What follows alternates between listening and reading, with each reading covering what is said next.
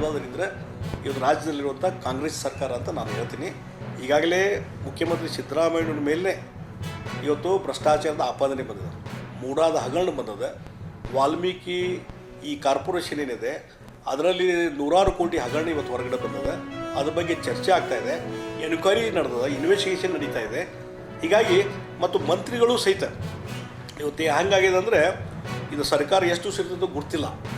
ಅದಕ್ಕಾಗಿ ಎಷ್ಟು ಬೇಗ ಆದಷ್ಟು ಬೇಗನೆ ಎಷ್ಟು ಹಣ ಮಾಡ್ಕೋಬೇಕು ಮಾಡ್ಕೊಳ್ಳೋಕೆ ನಿಂತುಬಿಟ್ಟಿದ್ದಾರೆ. ಭ್ರಷ್ಟಾಚಾರದ ಪಾಪದ ಕೊಡ ಇಲ್ಲಿ ತುಂಬಿಟ್ಟಿದೆ.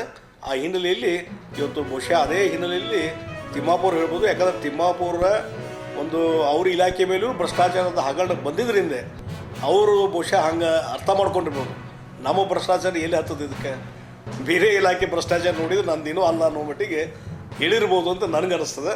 ಅದಕ್ಕಾಗಿ ಈ ಸರ್ಕಾರದ ಪಾಪದ ಕೂಡ ತುಂಬಿದ ಅಂತ ಹೇಳ್ತೇನೆ.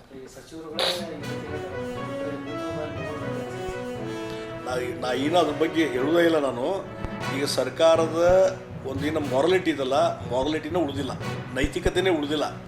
ಬಿ ಜೆ ಪಿ ಬಗ್ಗೆ ಮಾತಾಡಲಿಕ್ಕೆ, ಬಿ ಜೆ ಪಿ ಅವ್ರ ಬಗ್ಗೆ ಮಾತಾಡಲಿಕ್ಕೆ ಮುಖ್ಯಮಂತ್ರಿಗಳಾಗಲಿ ಅವ್ರ ಮಂತ್ರಿಗಳಿಗೆ ಯಾವುದೇ ನೈತಿಕತೆ ಉಳಿದಿಲ್ಲ ಅಂತ ನಾನು ಸ್ಪಷ್ಟವಾಗಿ ಹೇಳ್ತೀನಿ.